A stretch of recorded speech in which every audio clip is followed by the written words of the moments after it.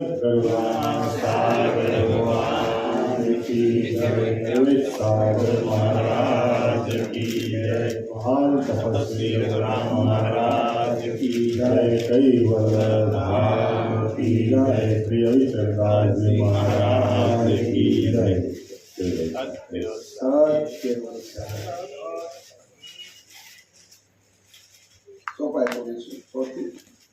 વિષ્ણુ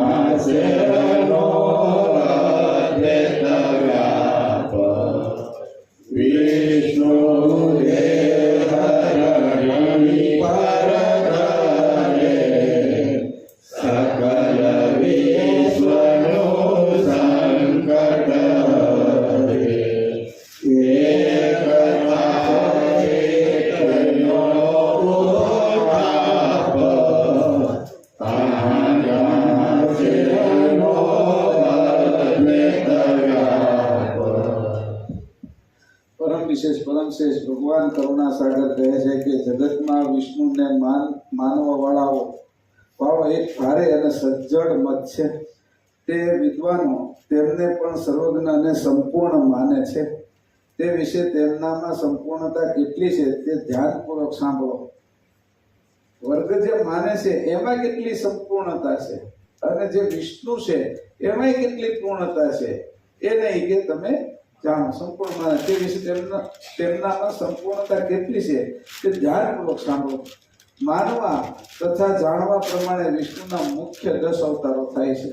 એટલે તમને જે કીધા તે જગતભરમાં જ્યારે સંકટો આવી પડે ત્યારે દેહને ધારણ કરી સંકટ દૂર કરે છે. એમાં એકની સ્થાપના અને બીજાનું ઉત્થાપન કરે છે. આમ કર્તવ્ય જોતા એક અદ્વૈત પદ નીકળતું નથી. યદા યદા હિ ધર્મસ્ય જ્ઞાનિર્ભવતિ ભારત. આ શ્લોક શ્રી કૃષ્ણ બોલેલા હશે કે કેમ તેમની પાછળના ભગવત જનોએ ઉપજાવી કાઢેલો હશે તે વિશે હજુ સુધી ચોક્કસ થઈ શકેલું નથી. શ્લોકના ભાવ ઉપરથી એમ સમજાય છે કે દેશ આપત્તિઓમાં સંકટવશ થાય ત્યારે જન્મ લઈ તે દુઃખ દૂર કરે છે. એ વાત સત્ય હોય તો અત્યારે દિન પ્રતિદિન ધર્મો તથા સિદ્ધાંતો વખતો વખત બદલાતા જાય છે. પરધર્મમાં હજારો તણાઈ જાય છે. આમ આધુનિક સ્થિતિ જોતા ધર્મ ઉપર કોઈ સ્થિર નથી. મંદિરો, તીર્થો આદિ મોટી સંસ્થાઓ નામ માત્ર ઈશ્વરોને આગળ ધરે છે. એમાં તેઓમાં લેશ માત્ર ચુસ્તપણું નથી. આ જ્ઞાની દૂર કરવા અવતાર નહીં થતો હોય. આજથી પૂર્વકાળ ઉપર હિન્દુઓ અનેક પ્રકારે છુંદાય છે અને તે પાછળના ઇતિહાસો જોતા જરૂરથી નીકળી આવશે. એવા પ્રસંગે કેમ અવતાર થતો નથી? પરદેશના પરદેશીઓ આ દેશમાં આવતા લાખો હિન્દુઓ વટલાઈને નષ્ટ થયા. તે વખતે તેમને બચાવવા તથા તે વખતે આખા હિન્દુસ્તાનને સહાય આપવા કેમ અવતાર ન થયો? આપણે અવતારની વાતો આગળના પાના પર વાંચવાની કે દેશને થતા અનર્થવાર જુલ્મોને જોઈને બેસી રહેવાનું? આ વિશે વિચાર કરવા ઉતરીએ તો કઈ હજારો વર્ષ ઉપર શ્રી કૃષ્ણ થયા અને તે કાળના પ્રેમ ઘેલા ભગવતીજનો તેમની બાબતની પ્રેમ ઘેલી વાતો કરી ગયા છે. એમાંનું અત્યારે કંઈ પણ કામ આવે નહીં. માત્ર વાતો કરી ખુશ થતા જે કઈ રસ પડે તેટલાથી જ તૃપ્તિ માની લ્યો. અત્યારનો ક્રમ અને તે કાળના સંજોગો બંને વચ્ચે કોઈ જાતનો સંબંધ નથી. કોણ જાણે કૃષ્ણ પરમેશ્વર છે કે નહીં? આ બાબતમાં ભાગવત તથા ગીતા સિવાય પુરાવો નથી. વળી આ બંને પુસ્તકો ઉપજાવી કાઢેલા છે તો પણ ખરી વિગત શું છે તે ભગવાન કરુણાસાગર કહે છે.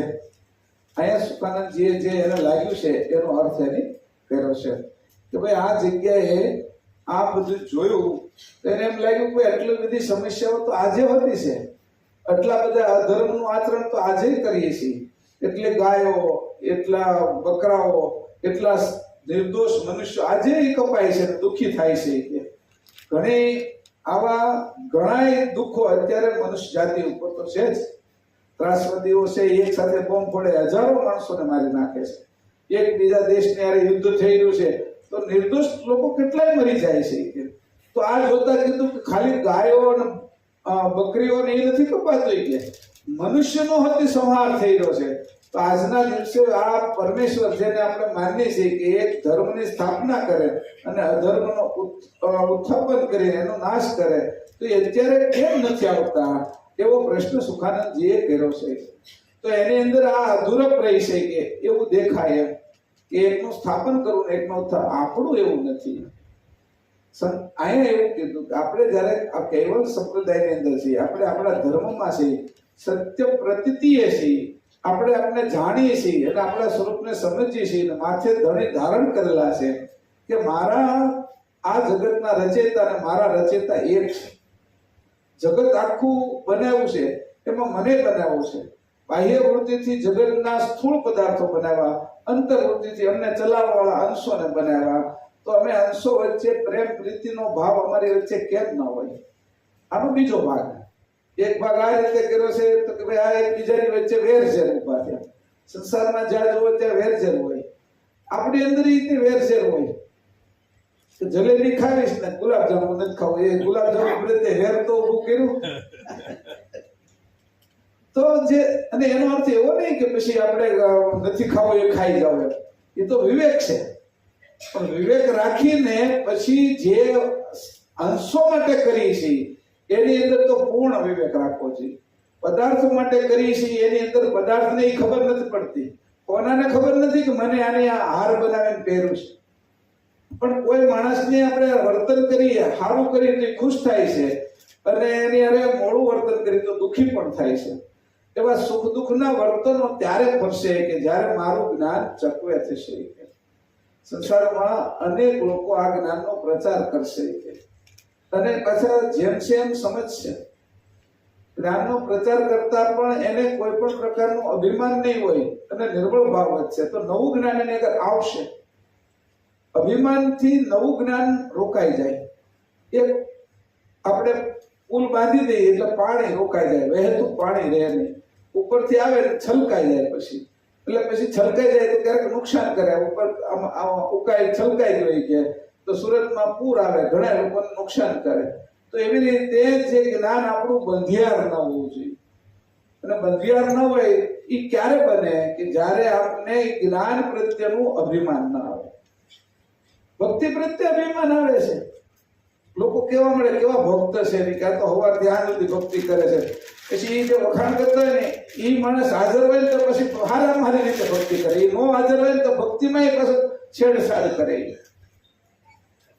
જે વખાણ કરે ને એ માણસ હોય તો બહુ સારી ભક્તિ કરે. બે જણાને વાત કરતો હોય એ સાંભળી જાય ને તો એની ભક્તિની અંદર પાછો ઓર રંગ ચડે.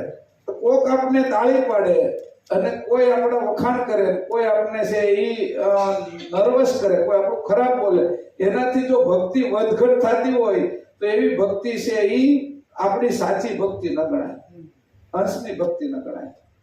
આપણે મંદિરે જઈએ ને કે આ તો બહુ સારા ભક્ત છે, રોજ સવારમાં આવે. હવે એ બે જણા કે ને ત્યારે એ જયારે આવતા હોય ને એ તો આપણે એવા સરસ રીતે એને સામે વર્તન કરીને વાત પૂછવામાં એ વયા જાય ને તો વર્તન આપણું ફરી જાય. એટલે કોક આપને ચડાવે અને કોક આપને ઉતારે એવી ગતિ જેની છે એ બધાય છે અવિવેકી લોકો છે. એ અવિવેકી જે કરે છે એની અંદર જ્ઞાન છે એ સમજ કેવલ કરતાનું પરમ ગુરુનું જ્ઞાનનો અભાવ છે. દેખાદેખી જાય છે. ઓલા કે ભાઈ હું આ લોકો જાય છે તો બીજા ગ્રુપ વાળા કે એના ગ્રુપ વાળા જાય છે ને આપણે વધારો કરો કે આપણા 10 જણા મંદિરે જવા જોઈએ કે દેખાદેખી મંદિરે જવા માંગે. ક્યારેક આવું થાય છે.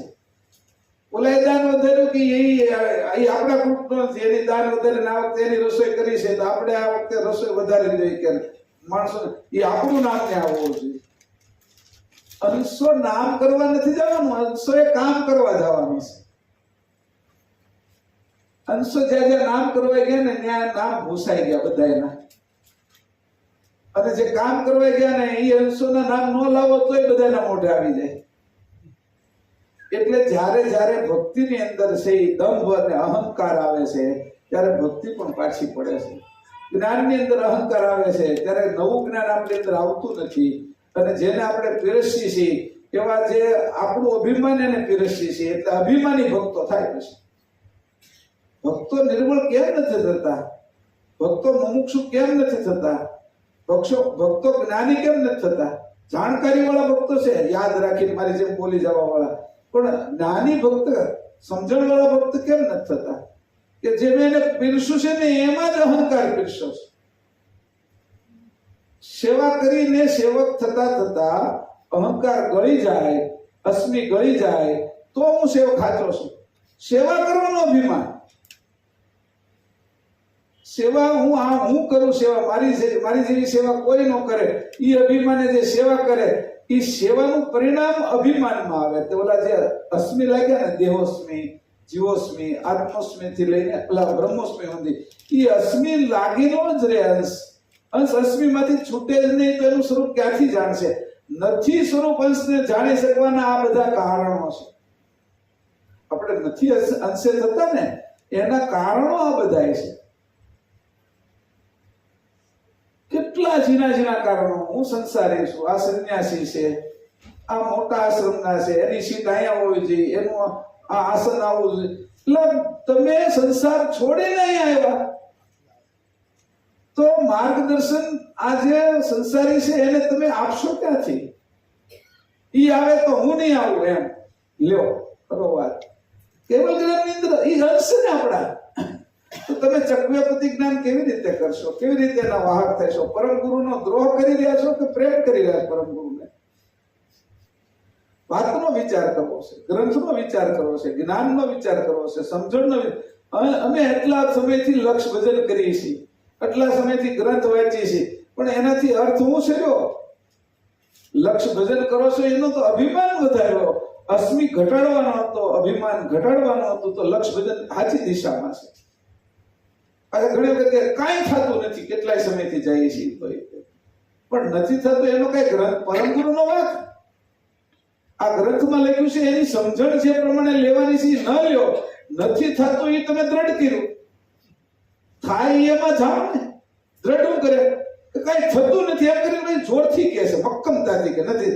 અરે કઈક એટલું જ થયું કે હું આ ગ્રંથ વાંચતો છો, એની સમજમાં સારા લોકો બેસતો છો, આ તો સમજ થઈ, આને તો તમે ગણો, આને ગણશો તો એ તમને કામ લાગશે. હું 5 જણાને મળું છું તો પછી હવે કોને મળું? કોણ એવા સાધુ છે, કોણ એવા સમજણ વાળા છે, કોણ એવા સંતો છે કે મને આ ગ્રંથની આ ચોપાઈનો અર્થ આવી રીતે શીખવાડે? અને મારે કોઈ અભિમાન માટે નથી શીખવું, મારે પ્રેમ, મારે અંશે થવા માટે શીખવું. આટલા સમયથી આપણો પંથ હાલતો હોય, સંપ્રદાય હાલતો હોય, તો એની અંદર ખામી કાઢવા કરતા એની અંદર અંશે કેવી રીતે થાય એના શું રસ્તા છે એ આપણે શરૂ કરવા છે. આપણો આ જે જ્ઞાન યજ્ઞ શિબિર છે એ પૂરો થાય ને ત્યાં સમજણ ફરી જવી જોઈએ. મારે કોની સમજણ જોઈએ છે? કે મારી સમજણ અંશની, કેવલ કરતા પરમ ગુરુ જે સમજણ લઈને આવ્યા છે એ મારે ધારણ કરવી છે.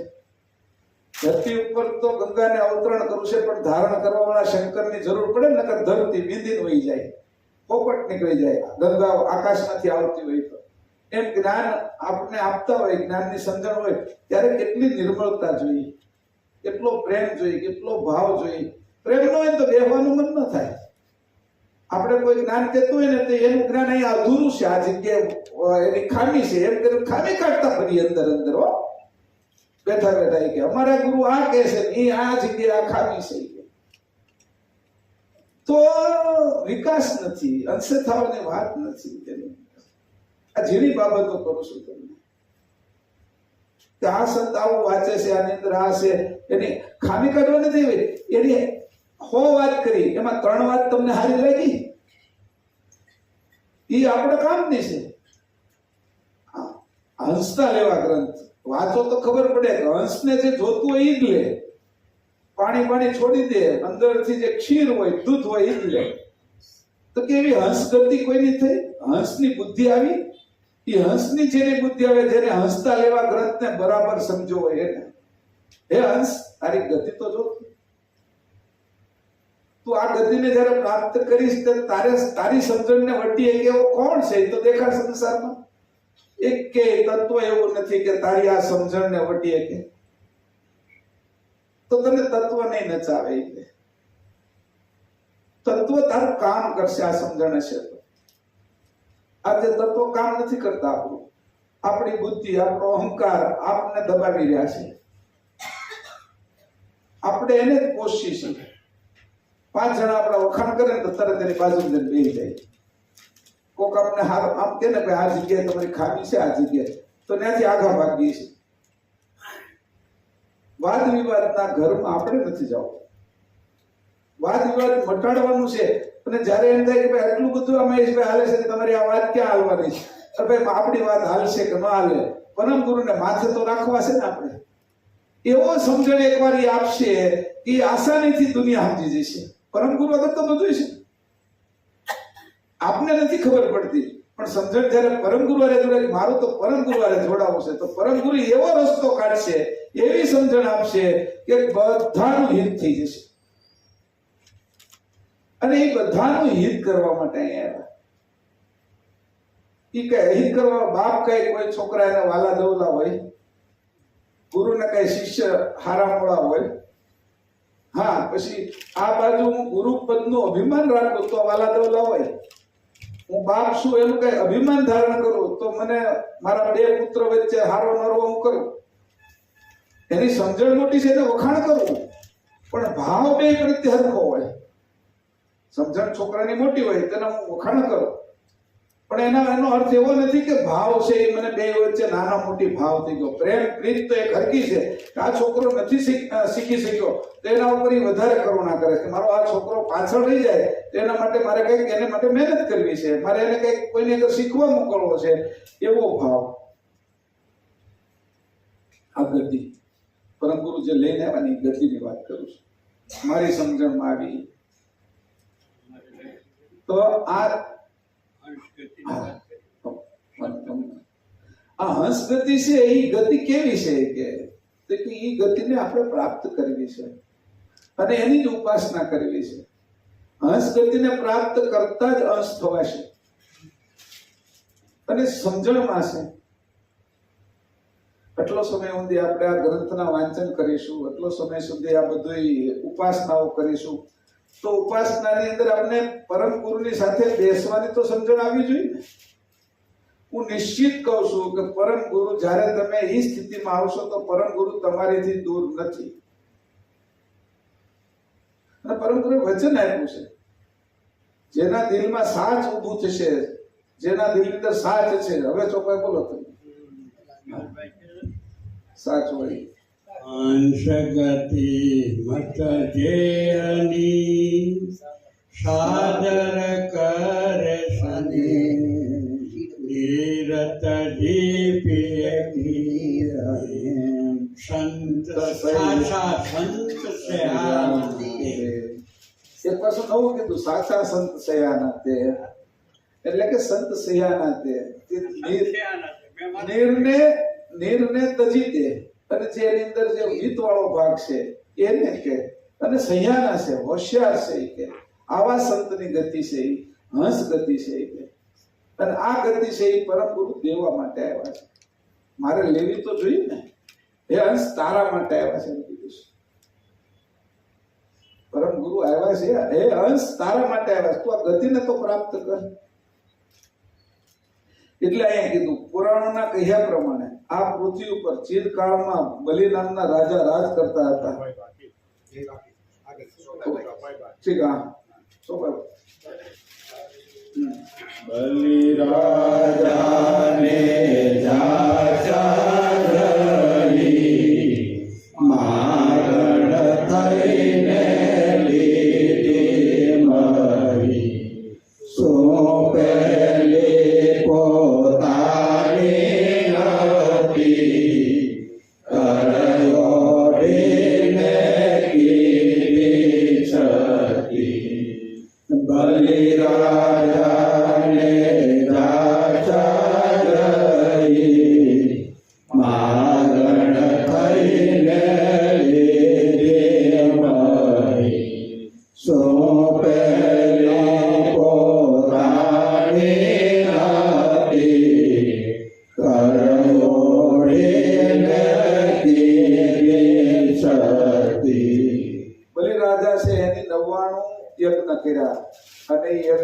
સોમો યજ્ઞ ચાલતો હતો ત્યારે દેવોને લાભ કરવા માટે વિષ્ણુએ છે એનો ચોથો પાંચમો અવતાર એટલે વામન અવતાર કર્યો. વામન થઈ અને છેતરવા માટે બલિરાજાને ગયા અને બલિરાજાને આગળ એની પૃથ્વીની માંગણી કરી કે મને 3 ડગલા પૃથ્વી આપો, અને એમાં પછી એનું વિરાટ સ્વરૂપ ધારણ કરી અને 3 ડગલા સૃષ્ટિ માગી અને 3.5 ડગલા એમાં અડધું ડગલું માગી પૃથ્વી એક કે પૃથ્વી સ્વર્ગ પૃથ્વી ને પાતાળ, તો એને 3 ડગલામાં કે હવે આ અડધું ડગલું ક્યાં મૂકવું એમ. અને આ જે ઘટના ઘટતી હતી ત્યારે પરમ ગુરુ કહે છે કે શુક્રાચાર્ય હતા એ પેલી ઝારીની અંદર સંકલ્પ કરવાનો હતો ને, ઝારીની અંદર એક જીવડું થઈને ગયા અને વિષ્ણુએ છે એમાં સૂળ ભોકાવી, એની આંખ ફૂટી ગઈ. તો કે વિષ્ણુનો અપરાધ કર્યો છે કે મેં, એનું એને જે દુઃખ થયું ત્યારે શુક્રલોકમાં પરમ ગુરુ જ્યારે જાય છે ત્યારે આવા મોટા પુરુષ આવ્યા છે તો એનાથી ડર્યા, પણ પરમ ગુરુએ એને ઉદ્ધાર કર્યો કે તમારે ડરવાની જરૂર નથી. અને શુક્રાચાર્ય છે એ વૈજ્ઞાનિક હતા, એ સમયમાં સંજીવની વિદ્યા જાણતા હતા, મરી જાય એવા જે અસુરો હોય એને પાસે સંજીવ કરતા હતા. અને શુક્ર વિદ્યાના જાણકાર હોવાથી પરમ ગુરુ એની સાથે વિજ્ઞાનની વાતો કરી પાછી, અને એને આશ્વાસન આપ્યું કે ભાઈ દર વખતે બધા હરખા ન હોય કે. અને અહીંયા કીધું કે વિષ્ણુએ એકની સ્થાપના કરીને એકનો ઉત્થાપ કર્યો, એ પણ અહીંયા દેખાડ્યું કે બલિરાજા પોતાની નહોતી કે પૃથ્વી પોતાની જ હતી કે, તો કેવી રીતે માંગણ થઈને તમે માગી? તો કે એક પ્રકારનું છળ કપટ કર્યું. અહીંયા એવું કીધું જગતના ઉદ્ધાર માટે કે જગતની અંદર અનેક લોકો છે એની કથા કરતા હોય અને એનું ચરિત્ર ગાતા હોય કે આવા વિષ્ણુના ચરિત્ર કેવા સરસ વિષ્ણુ છે એવી વાતો કરતા હોય. પરમ ગુરુ એમ કે છે એ એક તત્વ છે કે એ તારું સ્વરૂપ નથી, તું એની આરાધનાએ ચડી જાય છે કે તો વિષ્ણુનો જ્યારે નાશ થશે, વૈકુંઠનો નાશ થશે તો તારા હાલ હવાલ શું થશે? એ અંશ તું મારી ગતિનો છો અને તું છે એ આ તત્વની ગતિમાં ન જા. એના માટે અહીંયા આ વાત કરે છે. ઘણી વખત આપને એવું લાગે કે પરમ ગુરુએ આવી વાત અહીંયા શું કરવાની જરૂર છે? ઘણા હોશિયાર એ કે આ તો એકબીજાને અપમાન કરે છે કે પરમ ગુરુ કે વિષ્ણુનું અપમાન કરે છે, આ બધી વાતો કરીને અપમાન કરે છે કે તો વૈષ્ણવ સંપ્રદાય વાળાને અપમાન દેખાશે. પરમ ગુરુ એ નથી કહેતા, અપમાન પરમ ગુરુને કરવું નથી, જેની હદ છે એ બતાવી છે કે હું તમારી હદ બતાવું છું કે આ જ રીતે કરવાનું કારણ એ કોણ કરીએ કે જીવ ગતિ છે. આવું કપટ કરવું કે આ તે એ કોને સંભવે કે તો કે જીવ ગતિને સંભવે કે. અને હું તો કહું છું કે અંશ ગતિના થવાનું છે કે અંશ ગતિને આવા કપટ ન સંભવે કે એવી વાત કરી કે આ અંશ ગતિ કરવાની છે. પુરાણોમાં કહ્યા પ્રમાણે આ પૃથ્વી પર ચિરકાલ બલિ નામના રાજા રાજ કરતા હતા. તેઓ સત્યવાદી, ધર્મમાં એક નિષ્ઠાવાળા હતા. તેમણે મહાન યજ્ઞ એક પછી એક એવો 99 યજ્ઞ કર્યા. સોમો યજ્ઞ જ્યારે સોમો યજ્ઞ શરૂ હતો ત્યારે ઇન્દ્રપુરીમાં જે ઇન્દ્ર રાજ કરતા હતા તેમને ભય ઉત્પન્ન થયો. આ ભયને લીધે તેઓ ઘણા દુઃખી થવા લાગ્યા. છેવટે વિચાર્યું કે આ દર્દ વિષ્ણુ ભગવાન સિવાય દૂર થશે નહીં એમ ધારી વિષ્ણુ ભગવાનને તેમને વિનયપૂર્વક ભલામણ કરી. તરત જ વિષ્ણુ વામન સ્વરૂપ ધારણ કરી પૃથ્વી પર આવ્યા. તે પ્રસંગે બલિરાજાનો યજ્ઞ ચાલુ હતો. ત્યાં આવીને હું બ્રાહ્મણ છું એમ કહી દક્ષિણાની યાચના કરી. ભલા બલિરાજાએ તેમને દાન આપવાનું કબૂલ કર્યું. એટલે બલિએ પૂછ્યું આપ શું દાન લેશો? ત્યારે વામન સ્વરૂપે ભગવાન બોલ્યા કે મારે વધારે કંઈ જોતું નથી, માત્ર 3.5 ડગલા પૃથ્વી આપો. તે વાત સાંભળી ખુશીથી તેમ કરવા હા કહી. એટલે વામન સ્વરૂપે આવેલા ભગવાને 3 ડગલામાં સ્વર્ગ, મૃત્યુ અને પાતાળ લઈ લીધું. અડધા ડગલાની જે ખામી રહી તેમાં બલિએ આજુબાજુના સંજોગ જોઈ ઘણો સોચ કર્યો, પણ પોતાની પાસે કંઈ રહ્યું નહીં. એથી આવનાર યાચકને બાકીની પૃથ્વી ક્યાંથી આપવી એ વિશે તેમને કંઈ સમજ પડી નહીં. એથી છેવટે નિશ્ચય કર્યો કે મારું શરીર તે પણ પૃથ્વી છે એમ જાણી યાચકની પાસે સૂઈ ગયા. યાચકે તેમના પર પગ મૂકી બલિને પાતાળે મૂકી દીધા. ત્યારથી યાચક 3 લોકના રાજા થયા છે. આ સ્થળ ઉપર ભગવાન કરુણાસાગર કહે છે કે શું તે પહેલા આ 3 લોકની સઘળી પૃથ્વી તેમની ન હતી કે પગ મૂકીને માપી લેવાની જરૂર પડી? આ પણ એક ગર્ભિત વિષય છે. આમાં કીધું હોય ગર્ભિત વિષય છે વિષ્ણુનો. ગર્ભિત વિષયની અંદર આમાં કંઈક એવી સંજ્ઞા કરી છે જે સંજ્ઞા આપણે સમજવી જોઈએ. તો અહીંયા પહેલી વાત એ કરી કે આ આપણે જે કઈ કરી રહ્યા છીએ તો કે વિષ્ણુ આવું જ કરે છે, તો વિષ્ણુમાં અને સામાન્ય માણસમાં ફરક મળ્યો. તો એને કીધું કે જ્યારે આ અંશ ગતિ જ્યારે વિષ્ણુની થશે કે હું અંશ શું કેવલ કરતો એને એ ખબર પડશે તો આવા કામ એ નહીં કરે. એટલે વિષ્ણુને આ પદની જે તોડાતોડી કરવી પડે, છેતરવાના ધંધા કરવા પડે, એ અંશ ગતિ જો એની થાય તો એમાંથી બાદ થઈ જશે. તો સંસારની અંદર ખાલી તત્વો કામ કરશે પણ વિષ્ણુની જે અંશની ગતિ છે એ આવી નહીં થાય. હવે એ જે માન્યતા વાળા એના ભક્તો થાય છે એ આ બધા પ્રસંગોને વાંચી અને એની અંદર ઉલ્લાસ આનંદમાં આવી જાય છે. અને આનંદમાં આવે છે તો એ બધા જીવ ગતિથી આગળની ગતિ પ્રાપ્ત નથી કરી શકતા. એનું અહીંયા વાત કરી કે જુઓ તો ખરા કે જીવ ગતિની આગળની ગતિ આત્મગતિ એનાથી ઉપર છે કે. પણ હું તમને કહું છું કે તમે તો કેવલ કરતાના અંશ છો અને આવા અંશ કેવલ કરતાના ચેતન અંશ છો. એ ગતિ આમાં ગર્ભિત રહી જાય છે, જીવ ભાવમાં પ્રદર્શિત થાય છે. અંશ ભાવ છે એ ગર્ભિત રહે, એ ઘટાઈ જાય છે, એ સંતાઈ જાય છે કે એવો આમાં ગર્ભિત ભાવ છે. છઠ્ઠી ચોપાઈ રાવણે કીધું જાનકી હરણ છલ નવ જાણો કરતા કરણ અવરોધ ધીરજ નવધરો જુઓ સરિતર જીવનો કરું રાવણ કીધું જાનકી હરણ છલ નવ જાણો કરતા કરણ અવરોધ ધીરજ નવધરો જુઓ સરિતર જીવનો કરું. રાવણે જાનકીનું હરણ કર્યું. રામાયણ નિદ્રા બધી વાતો આવે છે, પરંતુ આ વાત નહીં લીધી. છલનો જાણો કરતા કરણ. તમે એમ તો કહો છો કે આ છે એ રામને હોતી તમે કરતા મૂકો છો. એ કરતાએ આ જે રાવણે કરેલું છળ છે એને જાણી ન શક્યા કે હવે રુદન ધીરજ ન ઉતરી. અને પછી રુદન કરતા કરતા એક એક ઝાડવા ઉપર માથું ટેકવતા ટેકવતા એ રોવે છે કે જો ચરિત્ર જીવનું કરવું, આ જીવનું આ કર્મ છે કે. આગળ વધી કીધું છલ કપટ કર્યું, આમાં વાત કરી આગળમાં છલ કપટ કર્યું. એ કાર્ય કોનું છે કે જીવ ભાવ વાળાનું, અંશ ભાવ વાળાનું કાર્ય નથી.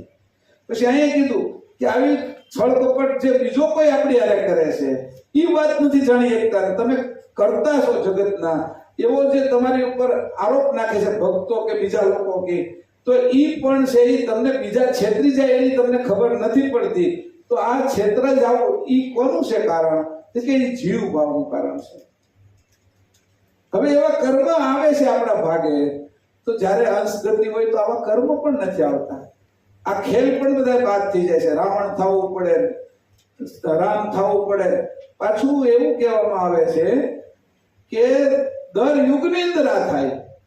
દર વખતે રામાયણ થાય, દર વખતે રામ આવે, દર વખતે રાવણ આવે, દર વખતે કૃષ્ણ આવે, કંસ આવે. એ દર યુગના છે. મહાયુગની અંદર 10 અવતાર થાય. અને પરમ ગુરુ અહીંયા આવ્યા અત્યારે તો 554 રામ થઈ ગયા છે. આ કલ્પના 554 વખત આનું આ નાટક ભજ્યું છે. તો નાટકમાં કઈ ફરક કરવાનો કે નહીં? તો કે આવા ઉપદેશો આપે અને અંશગતિ ન થવા દે એવા નાટકો આપણે કામ ના આવશે. નાટકો એવા ભજવવા જોઈએ કે આપણી ગતિ અંશ ગતિ કરીને અંશે કરી નાખે. જીવ ગતિના નાટક એકને ભગવાન કીધા, એને એકને રાક્ષસ કીધા. તો આ બે વચ્ચેનો જે ભાવ છે એ જીવ ગતિના લોકો સમજે. તો આ બધા ચરિત્ર વાંચીને જીવ ગતિ નીચે ચાલી જાય છે કે જીવ ગતિ જડ થતી જાય છે કે તો ચેતન ગતિ ક્યારે આવશે? આ જે કલ્પ છે ને એની અંદર 6 મન્વંતર આખા વહી ગયા. એક મન્વંતર ની અંદર 71 વખત રામ અને કૃષ્ણ આવે. 71 ગુણ્યા તમે 6 કરો એટલે 426 થાય. 426 ઈ થયા. અને આ જે અત્યારે ચાલે છે વ્યવસ્થિત મન્વંતર, એના 28 રામ ગયા. 26 માં 28 નાખો તો કેટલા થાય? 54 થાય ને. તો 454 રામ કૃષ્ણ એના ચરિત્ર આ દિવસમાં પૂરા થયા શ્વેતવરા કલ્પમાં. આ જે કલ્પ ચાલુ છે ને એમાં. અને 1000 થાય, બાકી કેટલા રહ્યા? 554 એટલે 546 બાકી રહ્યા ને જી. તો 546 જી રામ. તો એના જ જો આપણે છે એ રોલ ભજવવાના આવે, જો અંશ ગતિ આવી ગઈ તો આ રોલ એના બાદ થઈ જાય. 10 અવતારને અવતારમાં લેવા પડે. કેટલાય એવા લોક છે ત્યાં આ 10 અવતારની થિયરી ચાલતી નથી. ઘણા એવા લોક છે, ઘણા એવા બ્રહ્માંડો છે ત્યાં આ રીતની જે રામ ને કૃષ્ણની એની જે 10 અવતારની ગતિ છે ને એ ગતિ નથી ચાલતી. તમે કહેશો મહેશભાઈ આવી રીતે કેમ તમે કહો છો એમ? આ બ્રહ્માંડનો પાર નથી. આપણે અહીંયા હોતી પૃથ્વી ઉપર હોય અને પૃથ્વી ઉપર આપણે એમ કહીએ કે દિવસ રાત થાય છે 12 કલાકના. પણ તમે ઉત્તર ધ્રુવ ને દક્ષિણ ધ્રુવમાં જાઓ ને તો 6 મહિનાનો રાત ને 6 મહિનાનો દિવસ થાય છે. વિચાર કરો, પૃથ્વી ઉપર એ રીતે બધી વ્યવસ્થાઓ જુદી જુદી છે. તો આ તો એક નાટકની વ્યવસ્થા છે. ઘણી જગ્યાએથી ઘણા બ્રહ્માંડમાંથી આ 10 અવતારની નાટકની જે પદ્ધતિ છે એ બાદ કરી નાખી છે. અને આપણે એને ગાયા કરી છે એટલે આપણે એને સ્વીકારીએ છીએ. એ જો તમે બાદ કરી નાખો તો એ હોતી નાટક ન ભજવાય. અંશ ગતિ હજી આગળની કઈ વિચાર કરે. હવે અંશની ગતિ શું હોય? તો એ ગતિના નાટકો પૂરા થઈ ગયા. બ્રહ્માજીનું આ 50 વર્ષ પૂરા થયા છે. આજે અત્યારે ચાલુ બ્રહ્મા છે ને એના 50 વર્ષ પૂરા થયા છે. અને 51 વર્ષનો પહેલો દિવસ છે આ. એ 51 વર્ષના 50 વર્ષ જે પૂરા થયા છે તો બ્રહ્માજીના એક આયુષની અંદર 3,60,00,000 વખત રામ અને કૃષ્ણ આવે. આપણે એમાંથી 1,80,00,454 રામ લઈ ગયા બ્રહ્મામાં. ત્યાં સુધી એનું જ નાટક આવે. નાટક જ ફેરવું નહીં. આપણે કંઈક નવું તો કરવું જોઈએ ને. એ નાટક નથી ફેરવું એટલે જે જીવ ગતિ વધતી ગઈ અને અંશ ગતિ આવી નહીં. આ અંશ ગતિ ન આવી એના કારણે પરમગુરુ આ જ્ઞાન દેવાય. વાત સમજજો. તમે કહેશો મહેશભાઈ તો એ તો દરેક કલ્પમાં આવે છે તો કેમ આપણે બધા અંશ ગતિમાં આ નાટક નથી ફરતું? પણ જ્યારે આપણી પણ તૈયારી નથી હોતી. પરમગુરુ આવ્યા પણ સમજ્યા કેટલા, એને દ્રઢ રીતે માન્યું કેટલાય. તો આ આખું ખગોળીય જ્ઞાન છે. મેં લખ્યું છે એની વાત હોતી કરું છું હું તમને કે જેવું નાટક આપણે કરવું હોય એવું નાટક કરી શકીએ. આપણે કરીએ છીએ ને એ નાટક. પ્રાગટ્ય દિવસ હોય છે ત્યારે છે એ આપણે બાલ કુબેરનું નાટક કરીએ છીએ. પછી છે એ રઘુરામજી મહારાજનું નાટક કરીએ છીએ. ગયા વર્ષે કર્યું એમાં થોડો સુધારો વધારો કરી. પછી આ એની પહેલાના વર્ષે કર્યું એમાં સુધારો વધારો કરી. તો નાટક એનું નાટક આપણે મોટા ભાગે કરતા હોય પણ તોય બધાને મજા આવે છે, આનંદ આવે છે. તો એવી રીતે જે નાટક કરી એની અંદર જો અંશની ગતિ પ્રાપ્ત ન થઈ જાય, થાય નહીં, એ નાટક પછી આપણે કામ ના હોય. નાટક કરીને એ નાટકની સમજણ શું છે એ આપવી પડે ને આપણે. એમ રામાયણ કરી પણ રામાયણ તો રામાયણ જ કરી. પાછી હજી પાછા ઘરે કોઈ પાછા હોય ને તો એમ કહે કે રામાયણ, એના ઘરે રામાયણ હાલે છે. રામાયણ કરી તો રામાયણ તમે મૂકી ક્યાં? સમજ્યા શું? તે ખોટા માટેનું દ્રષ્ટાંત આપી કે બે ભાઈઓ બાજા કે ઘરમાં રામાયણ ચાલતો. રામાયણ મૂકી નહીં ગયા. હવે રામાયણ વસ્તુ હારી હોવી જોઈએ તો હારી હોય તો એવું થોડા આપણે કહી. પણ જો તો ખરા આ સમજને ક્યાં લઈ જઈએ છીએ આપણે? અને કોઈ સમજતા નથી. પાછા એને ન સમજવા વાળા આચાર્ય થઈને ફરે અને એ સમજે નહીં એટલે આચાર્ય થઈને એની કથા કરે. કથાની અંદર દ્રઢતા લાવે. પૈસા વાળાને પૈસા વાપરવા હોય, કથા વાળાને એનું કથાનું દનેયું મળતું હોય અને લોકોને એમાં અઠવાડિયું મોજ કરી હોય, પ્રસાદને મોજ. તો એમાં જ્ઞાન ક્યાં મળશે? બધા હવાનું કામ કરે છે. જ્ઞાનને તો કોઈ આવું કઈ કરે તો જ્ઞાન મળશે. પરમ ગુરુના યથાર્થ જ્ઞાનના ગ્રંથોને યથાર્થ રીતે સમજશે તો. ભાગવત આવતો હોય કે હું કામ કરો છો? એ કે અમારા બાપા ગુજરી ગયા હતા ને એની મુક્તિ માટે કરીએ છીએ. બાપા કઈ સ્થિતિમાં છે, એ કયા બાપા તારા કોણ છે, એ કયો અંશ હતો, કયો જીવ ભાવ હતો, એ કોને ખબર છે? હું મને નથી જાણતો, બાપાને નથી જાણતો. 50, 60, 70 વર્ષની હારે રહ્યો, પણ અત્યારે બાપાને નથી જાણતો, અત્યારે છોકરાને નથી જાણતો. મારા સ્વરૂપને જાણવું નહીં ત્યાં સુધી બધું અજ્ઞાન છે. અને એની કથા જ્યાં સુધી ન કરી ત્યાં સુધી આ બધી કથાઓ છે એ થાક લગાડવાની છે. અને પરમ ગુરુના સત્ય જ્ઞાનની કથા કરીને અંશનું સ્વરૂપ પ્રાપ્ત થાય તો થાક ઉતરે સંસારમાં આવવાનો. આજે જન્મ મરણનો થાક ઉતારવો જોઈએ. એ કથામાં ચડવા મળે એવી થાક છે, એ સંસારી કહેવાય. ત્યાં પરમ ગુરુ કહે છે કે આ બેયના કરતો તો જુઓ, એક છેતરવા આવ્યા ને એક છેતરાઈ ગયા તો એને ખબર નથી પડતી. આ બે વાત અહીંયા કરી, ગર્ભિત વાતો છે બધી. શ્રી રામચંદ્ર જ્યારે વનમાં ગયા ત્યારે ત્યાં રાવણ છળ કરી સીતાજીને લઈ ગયો. આ પ્રસંગે શ્રી રામચંદ્રજી પરમેશ્વર હતા તો રાવણના પ્રપંચને કેમ ન ઓળખી શક્યા? વળી સીતા વિયોગે અતિશય મુક્ત કંઠે રુદન કર્યું. પાછું કેવું કર્યું? મુક્ત કંઠે. એટલે જોરજોરથી રોયા આયા. ઘણી વખત આપણે બાજાવી સાના મને કે એક બાજુ ખૂણામાં જઈને રોઈ આવી. ઘણી વખત તો આ બહેરાઓને કોઈ ખીજડવું હોય તો એ બધા સંદાસમાં જઈને બાથરૂમમાં જઈને રોઈ આવે. સમજાણું? તે અહીંયા રામ છે મુક્ત કંઠે રોય. આખું કામ જાણે એમ કે દેવો હતી જાણતા હતા. ઋષિ મુનિએ લખ્યું કે આ રામ મુક્ત કંઠે રોય. કે ઈ જોતા એવું લાગે છે કે જેમાં હું સર્વજ્ઞ છું એ વિશેની જરા પણ ધીરજ રહી નહીં. હું સર્વજ્ઞ છું એમાં ધીરજ ક્યાં તમને દેખાય છે? આપણે અંશ છીએ, આપણે અલ્પજ્ઞ છીએ, માનની છીએ. પણ હું દાવો કરું કે હું તો અવતાર છું તો મારી ગતિ તો સર્વજ્ઞની થાય ને, તો દાવો મારે શું કરવો? અને સર્વજ્ઞની હું દાવો કરું અને મારી સર્વજ્ઞ મારા વ્યવહારમાં દેખાય નહીં તો એ દાવો છે એ ખોટો છો ને. તો કે અહીં જુઓ એની સર્વજ્ઞ છું એ વિશેની જરા પણ ધીરજ ન રહી. આ ચરિત્ર જીવવાદથી ભરેલું છે.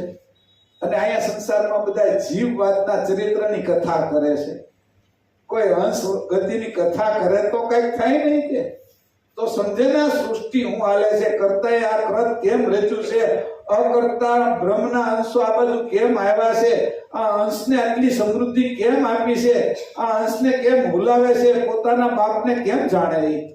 કોઈ જો એ કથા કરે તો એનો થાક ઉતરે. તો જ્ઞાનની ગતિ છે, જાણ છે, સમજણ છે. કે અહીંયા જોતા કે આ ચરિત્ર જીવવાદથી ભરેલું છે. આમ જ્યાં જીવવાદ છે ત્યાં સર્વજ્ઞતા હોઈ શકતી નથી. પરંતુ કાઢી નાખ્યું કે તમે સર્વજ્ઞતાનો દાવો કરો છો ને એ આમાં નથી દેખાતો. તમે સર્વજ્ઞ હોત તો આવું તમારું વર્તન ન હોત. પછી પાછા આચાર્ય શું કે ખબર છે? એ તો મનુષ્ય હતા ને, અને મનુષ્યને એ દ્રષ્ટાંત દેવા હાટું આ કામ કર્યું છે. એટલે પાછો એનું જે થીંગડું મારેલું કપડું હતું ને એને એમ કે છે કે આ જે થીંગડું છે ને એ કે મેં કલર હારો નવો કરવા હાટું કર્યું છે. હવે એને ધાકવા કર્યું છે એ નથી કહેતા કે મારું આ રૂપાળું દેખાય ને કપડું એના માટે મેં થીંગડું માર્યું છે. આપણી થીંગડાને હોતી રૂપાળું દેખાડવાની કોશિશ કરે છે. જે એબ છે, જે ખામી છે એને હોતી આ રીતે રજૂ કરવી. એના કારણે સંસારની અંદર જીવ ગતિના લોકો વધે, એને પોતાના સ્વરૂપની ખબર ના પડે અને ધીરે ધીરે કરતા સંસારની અંદર ખામીઓ વધતી જાય, એબ વધતી જાય. ખામીઓ ઓછી થવાના બદલે વધારે ભરાતી જાય. અહીંયા આ રીતે દેખાય છે. આગળની ચોપાઈ 7મી.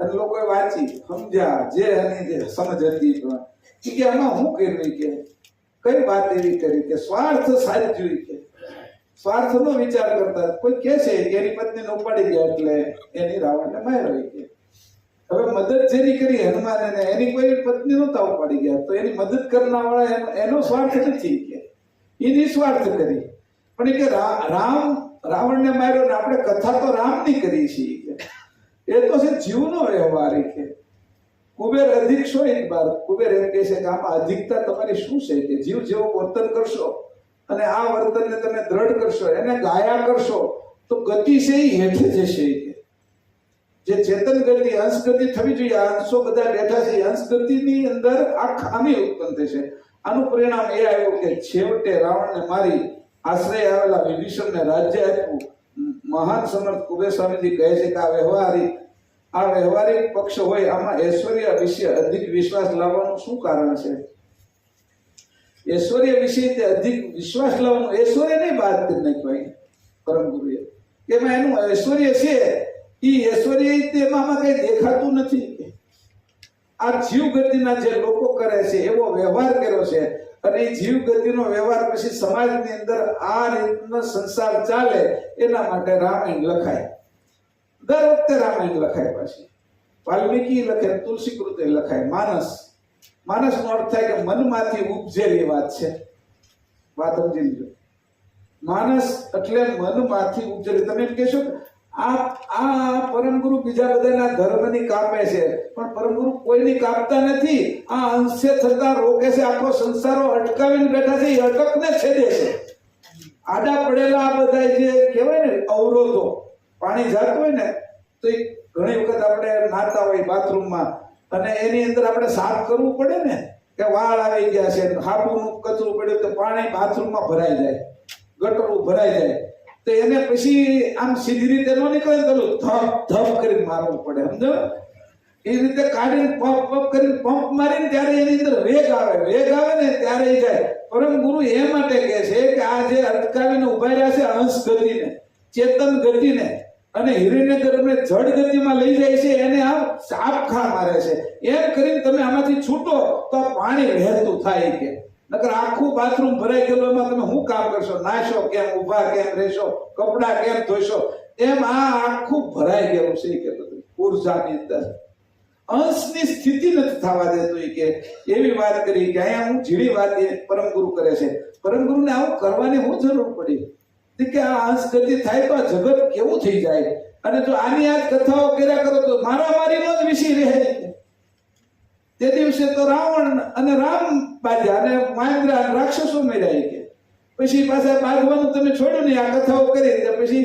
પાછું છે એ કુરુક્ષેત્રનું યુદ્ધ થયું જો અંશ ગતિ હોતે તો રાવણને અને રામને ક્યાં મારવા એ લડાઈ કરવાની જરૂર છે પછી કીધું કે કૌરવોએ રાજ્ય લેવાની ક્યાં જરૂર છે પાંડવોનું તો જે ગતિ જો સમજણ જ હોતે તો સમજણથી પૂરું થયું તો લડાઈની ક્યાં જરૂરિયાત છે અને તમે લડાઈની કથાઓ જ કર્યા કરશો કે તો સંસારમાંથી લડાઈને દૂર કરવાનું બંધ રહે લડાઈ નવી ઊભી કરશો અને એની અંદર તો આ બે ત્રણ ભાઈઓ દોસ્તાર ને કુટુંબી એના ઝઘડા રોજ હાલે શેઠાની હાટું બાંધે જમીનમાં મારી મિલકત હાટું બાંધે ઈ એની થોડીક મોટો ભાઈ છે નાનો ભાઈ છે ભાગ પાડતા હોય તો થોડુંક વધારે કોઈને જાતું હોય અમુક વસ્તુના ભાગ ન પડે 4 ભાઈ હોય અને 5 ભેંસ હોય તો એક ભેંસ છે એ 4 વેચાય 5મીને કઈ કાપીને ન વેચાય સમજણથી કરે ઓછું વધારે જાય એ સમજણનો અભાવ થઈ ગયો આ સમજણનો અભાવ છે એ અંશ ગતિને ન જાણવા દેજો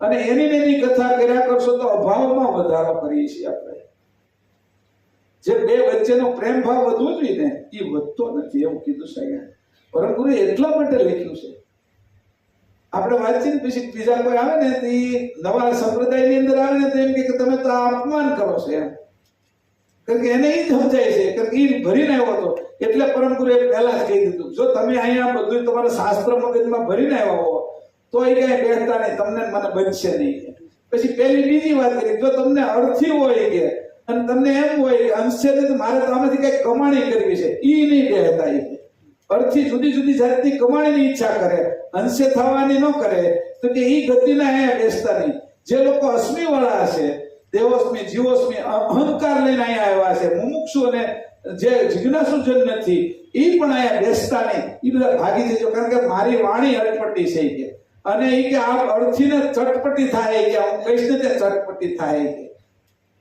હવે વિચાર કરવામાં ચટપટી ન થાય. આ પહેલા કહી દીધી સારું કર્યું પરમ ગુરુએ, એટલે બીજા દિવસે જાવ એ હાલતા થઈ જાય. પણ પરમ ગુરુને તોય બધાને બેહારવા હતા કે તમે અંશો થા, અંશે ગતિએ થાવ. આ મારી વાત સમજો, અને જે કથા કરવાની છે એ તમારા સ્વરૂપની સુધી પહોંચાડે ને એ કથા કરો. તમને તમારા સ્વરૂપથી જુદા પાડી દે અને રાગદ્વેષ વધારે, એ કથાનો તમારો અર્થ શું છે? આવું સરસ મજાનું ને સૂર્ય, ચંદ્ર, પૃથ્વી, દિવસ, રાત, નક્ષત્રો, તારામંડળ, સમુદ્ર, નદીઓ, પક્ષીઓ, ફૂલો, ખાવા પીવાનું ને તમારા માટે બનાવ્યું. તમે આ બાંધવામાં જ સમય કાઢવો છો? એટલે મજા કરવા હાટું બનાવો, આનંદ કરવા હાટું, અને એ આનંદ નથી લેવો. આ હું સમજણ છે તમારી કે તમે બધા ભેગા થયા અને આનંદ કરવો હોય તમારે તો એક રસ્તો ખરાબ હોય કે આ પૈસા સરહદમાં જે બાંધવામાં વાપરી નાખો છો, જે જેલમાં વાપરી નાખો છો, જે કેસમાં વાપરી નાખો છો, વકીલોને બિચારા ફસાય છે. વકીલો છે એ પાછા ફી વધારીને આપને ફસાવે છે, જજો અને કોર્ટો એ બધું બાદ થઈ જાય કે. અને આટલા પૈસા બચે તો એ બધા શું કરશે કે વિકાસ કરશે. જમીનમાંથી કેમ ઉગે, આકાશમાંથી કેમ આવે, પ્લેનોનો વિકાસ કેમ થાય, કેવી કેવી જગ્યાનો વિકાસ થાય કે એ વિકાસની અંદર સમય વગાડો એનો હાલશે. લોકો કોઈ ભૂખ્યું નહીં હોય, કપડા વગરનું નહીં રહે, કોઈ છે શિક્ષણ વગરનું રહે. પૈસા ખોટી જગ્યાએ વાપરી નાખો છો તમે, લડાઈ ઝઘડામાં વાપરો, તમે દવાખાનામાં વાપરો છો. એ તમારું આરોગ્ય કેમ સારું રહે એની એકબીજા સમજણ આપશે તો એ તમે એનું વર્તન એવું કરશો કે દવાખાનાની અંદર જવું નહીં પડે. તો આયા તે કેવલ ધામ ઊભું કરવા માટેની મારી તૈયારી છે, તમે કેમ નથી સમજી શકતા? આટલો જે ખોટા વિચારોની અંદર જાય છે, અંશ ગતિના બદલે વેર ઝેરમાં જાય છે, એની અંદર કેટલું આ જગત હેઠું ઉઈ ગયું છે તો જુઓ, આને તો સમજો. જ્યાં નથી ખર્ચા કરવાના એવી જગ્યા ઉપર કરોડો, અબજો, ખરબો નિખરબો પૈસા વપરાઈ જાય છે. બે દેશો વચ્ચે બાંધે છે, બે બેંકો બાંધે છે, બાજુબાજુના કુટુંબો બાંધે, કથાઓ જ બાંધવાની કરી છે. તો શીખે હું બધા? અંશ ગતિની કથા કરી હોત તો કઈક શીખે થાવ. એટલે ભાઈ રોજ અનભે મેવા, એટલે કે કેવલ ધામ કા અનભે મેવા. તમે આપણે બધા અંશે થયા હોત ને આ બધું કર્યું તો અહીંયા ક્યાં અનભે મેવાનો હોત? કેટલા પ્રકારના ફ્રૂટો ઉત્પન્ન થતા હોય. ઇઝરાયલ વાળા એક જ છોડ હોય એમાં એક જગ્યાએ ટમેટું આવે ને એક જગ્યાએ બટેટું આવે, એક જગ્યાએ છે એ કેરી આવે ને બીજી જગ્યાએ જાંબુ આવતું હોય, એક જગ્યાએ જમરૂક હોય ને એક જગ્યાએ દાડમ આવતો હોય. એક વૃક્ષની અંદર આવું બધું કર્યું. ફૂલોની અંદર વિકાસ કર્યો, ફળમાં વિકાસ કર્યો, એને વિકાસનો સમય મળ્યો, આપણે બાંધવાનો સમય મળ્યો. અને બધા જ જો અંશો સમજી ગયા હોત તો આખી સૃષ્ટિમાં કેટલું નવીન કર્યું હોત. અને પરમ ગુરુ પોતે કેવલ કરતા પોતે જાણ આપે છે, તું મારો અંશ તને ઉલાવો છે. આ ખજૂર કરતા હારી આઈટમમાં ભૂલે તને. આપણે અંશે ગતિથી હોત તો કે ખજૂર આપ્યો એટલો મીઠો કે એની કરતા સારો ખજૂરમાં કેમ સુધારો થાય એ અત્યારે કર્યો છે. મધની અંદર સારો મધ કેમ આવે એનું હું કરી દઉં. ગાયોની અંદર અત્યારે આપણે ડાળડા, ઘી, તેલ હોતી ભેળસેળ વાળું ન્યા પૂગી ગયા. જોવો તો ખરા ક્યાં હાલત નીચે કરી નાખી. અને રોજ હાથ થાય ને કેટલાને 13% આવેલા હોય. હા, હોસ્પિટલમાં જજો કેટલા વે ગયા, ગુજરી ગયા છે ખબર પડે. એટલે તને મેં આવું 120 વર્ષનું શ્રેષ્ઠ જીવન આપ્યું અને તે આવી બધી રાગ દ્વેષની અંદર આ જીવનનો હું બોલો કર્યો, એનો ઉપયોગ શું કર્યો? તું આ સંસારમાં એટલું આનંદથી જીવી શક્યો હોત, સુખ બધાને વધારી શક્યો હોત અને અંશે થઈને તું મારી આગળ આવી શક્યો હોત તો મને કેટલી ખુશી થાય. આ તે બધી ખુશી છોડી દીધી. કેમ કે આગવાઓએ ઊંધું વેચ્યું. એમ પરમ ગુરુ કહે છે આગળ કે આગવા જે હતા ને એની જ ઊંધું વેચ્યું કે જે કરવાનું હતું ન કર્યું, ન કરવાનું હતું એ કરી નાખ્યું. આ હાલત છે આ સંસારની. આ પૃથ્વી ગ્રહ કેટલો સરસ મેં બનાવ્યો, તારા માટે મેં હવા આપી, તે કારખાનાઓ કરીને હવા પ્રદૂષિત કરી નાખી. મારે તો તને કારખાના વગર સારી વસ્તુ આપવી હતી. આ ગાડીની અંદર પેટ્રોલ બાળી તે કે પેટ્રોલ ઓછું કરી નાખ્યું, સંસારની અંદર સાધનો અને પ્રદૂષણ વધારી દીધું. મારે તો તને એવું સાધન આપવું હતું કે જેની અંદર ધુમાડો જ ન થાય, પછી આની કરતા વધારે ગતિ આવે, રોડની જરૂર ન પડે ને ઉઠતા હોય એવું બધું મારે તારે, પણ તું બાંધવા માંડ્યો તો વિકાસ ક્યાંથી થાય? અંશ ગતિ હોતે તો આ બધું તને શીખવાય, એકબીજાને મદદ કરી અને હું તને એવી બુદ્ધિ આપે. આ બધું શીખવા જેવું હતું અંશોને. આ બધી કથા કરવાની છે આપણે, અને આપણે જે કરીને વ્યથા કરી છે, કથા બાજુમાં રહી જાય અને વ્યથા ઉત્પન્ન કરી છે કથાની અંદર છે. આ થોડીક વાતો સાથે કરી દીધી કે આપણી ગતિ કઈ જોઈ છે. અંગ ત્રીજું, કલાદ્વૈત કો. જે રામની વાત આવી, હવે કૃષ્ણની વાત આવશે. એટલે બે વસ્તુ કે જે રામના ભક્તો છે એને ચટપટી થઈ ગઈ, હવે કૃષ્ણના ભક્તને ચટપટી કરાવશે. એ કે વાણી જ મારી અટપટી છે, પણ મારી વાણી અટપટીને જો સમજશે ને તો બધી જગ્યાએ એનું જે મન છે ને રોકાઈ ગયેલું, એમાંથી પોતાના સ્વરૂપ આજુબાજુ આવશે. એ સ્વતંત્ર પદ પ્રાપ્ત કરશે. કૃષ્ણ ને રામનું વિષ્ણુનું એ પરતંત્ર પદ છે, મારા સિવાયનું. મને જે જીવાડે છે મારી અંદર, મારી સાથે મારું જે પોતાનું સ્વરૂપ છે. હું હોઈ જાઉં તો એ શ્વાસ લેવડાવે છે, હું હોઈ જાઉં તો એ લોહી બનાવે છે, હું હોઈ જાઉં તો એ મને પચાવે છે. આ બધું જે કામ કરે છે મારી સાથે રહે છે, એ ભગવાનનું સ્વતંત્ર પદ, એ ઈશ્વરનું સ્વતંત્ર પદ. એવો હું અંશ કેવલ કરતાનો એ સ્વતંત્ર પદને હું ભૂલી ગયો તો આ બધામાં પરતંત્ર પદમાં હું બંધાઈ ગયો, જેલમાં છું, જાળમાં છું. બધાએ મારી ઉપર એવી જાળ રાખી છે કે આ જાળની અંદર હું ફસાઈ ગયો. હે અંશ, તારી ગતિ તો જો. એટલે એ જાળ તોડે છે પેલા પરમ ગુરુ. જેને પોતાના સજાતીને બચાવવાના હોય ને, આવી જે જાળો હોય ને ફેલાવેલી, એમાંથી અંશને બહાર કાઢવા માટે ઝાડને તોડે છે. આપને એમ લાગે છે કે આવું આપને છોડાવવા માટે અંશને કરે છે, કે આ બધા ખોટું બોલે છે એવું લાગે, પણ ઝાડ કાપી નાખવી પડે એમ છે. એ ફંદો છે, એ તારી મુક્તિ નથી, એ તારી કેદ છે, તને પૂરી દેવામાં આવ્યો છે. તો કે આ માન્યતાની કેદ છે. ઓલી જેલ તો આપણે દેખાય, દિવાલો વાળી હોય, ખરિયા વાળી હોય, કોકને બાંધીને લઈ જતા હોય તો હાડકડી દેખાય, પણ આ વિચારની, આ સમજણની જેલની અંદર આપણે પૂરી દીધા છે. એ કેમ દેખાય? કોઈ એને સમજાવવા વાળું હોય તો ને. તો પરમ ગુરુ આ ગ્રંથ લઈને આવ્યા, આ બધું જ્ઞાન કહેતા આવ્યા. આને અગાધ બોધ કીધું. જ્યાંથી નીકળ્યા એ જ્ઞાન શું કીધું? કે આ કીધું કે અંશે કરી દીધા. બધા કેવા કેવા સંસાર થઈ ગયો, કેવું જગત થઈ ગયું છે. એ જે આ પરમ ગુરુ જઈને આવ્યા છે ત્યાં કેવું વાતાવરણ થઈ ગયું છે. એ વાતાવરણ અહીંયા ઊભું કરવા માટે આપણે કઈ મહેનત કરવી પડશે ને, એની રીતે સમજવું પડશે ને. પરમ ગુરુની જે સમજ છે એ સમજવાની છે. પરમ ગુરુએ કીધું સમજ મેં મારી એમાં વાપરી, એનો અર્થ મેં કરી દીધો અને મારી રીતે અર્થ કરું. તો પરમ ગુરુએ છે આ વાત કરી છે, પણ એ મને ફાયદામાં છે એટલે એ વાત કરું છું.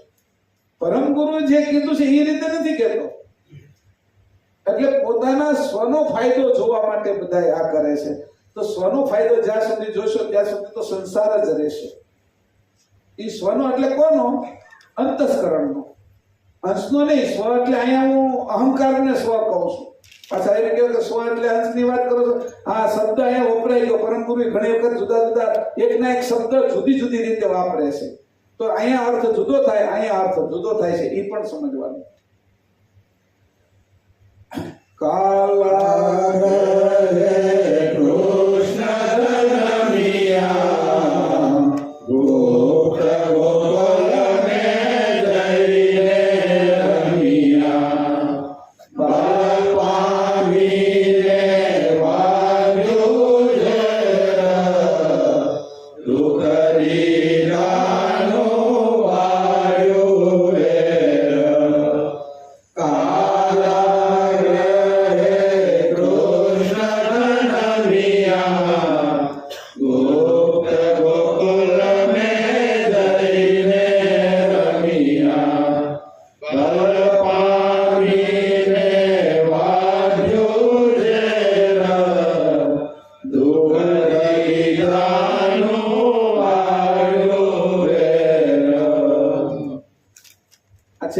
આપણે લઈએ છીએ.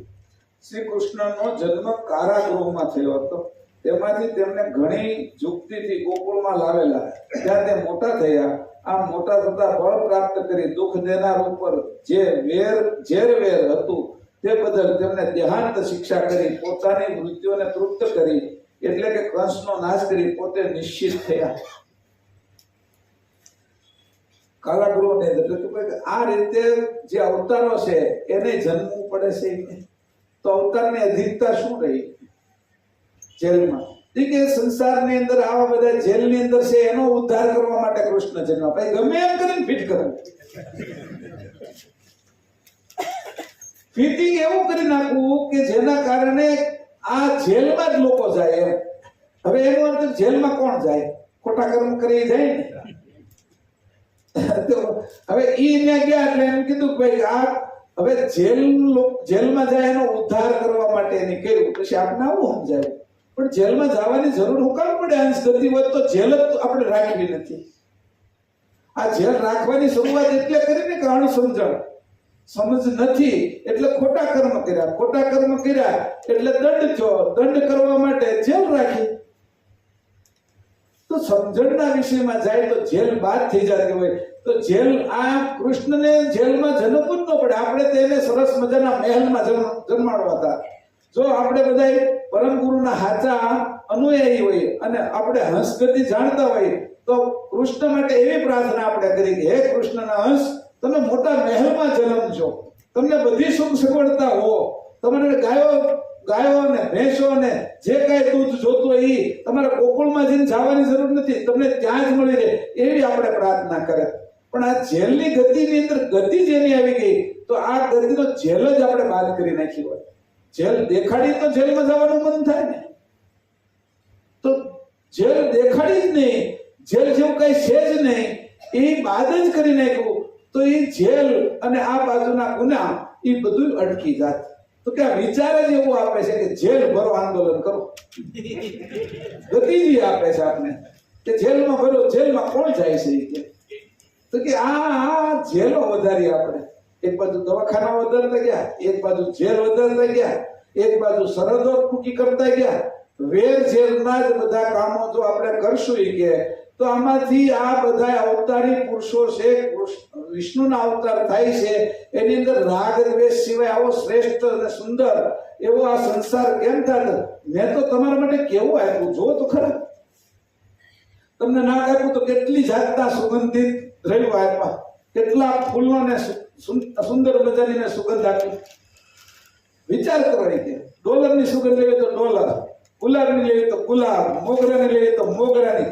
વળી પાછી ટકાવી રાખવા માટે તમને મેં બુદ્ધિ આપી કે એની અંદરથી અત્તર બનાવો, અત્તરને વળી અગરબત્તીમાં નાખો, જે રૂમમાં રાખો ને ત્યાં સુધી સુગંધ આવે. લ્યો, નાક તો આપ્યું પણ એના માટે આ ફૂલ, જીભ તો આપી અનેક પ્રકારના ફળ ફળાની જે ખાવું રહી છે. લીંબુ પીવું છે તો લીંબુ આપ્યું એને, અને ખજૂર ખાવો તો ખજૂર આપ્યો. ખજૂર અને લીંબુ એની અંદર ફરક કરો તો કે થોડુંક ખાટું હોય, થોડુંક મીઠું તો દાડમ લે કે જમરૂખ લે કે કેવું લે કે તને હજી કે વધારે સ્વાદ આવે તો કે આ 3 મહિના કેરી ખા મસ્ત કે વળી જુદી જુદી જાતની આપી. કેટલું આપ્યું એની, એને એ બધું આપ્યું, એનો આનંદ લેવાને બદલે વેર ઝેરમાં ક્યાં જઈશું કે વિચાર કરો. એટલે અહીંથી આપણે હોત ને તો જેલમાં રાખી હોત. અને કૃષ્ણ માટે એવી પ્રાર્થના આપણે કરી હોત હંસ ભાવે, પરમ ગુરુ વહેલા આવી ગયા તો આપણે કેટલું કામ થાય. તો કે આ કૃષ્ણ એટલી બધી કેટલા કૃષ્ણ વિજય ગયા. હવે આપણે એવી ઈચ્છા કરી છે કે હવે આ કૃષ્ણનો ને એનો જે કાર્યક્રમ આવે છે ને રામનો, એને રદ કરી નાખો સાખો.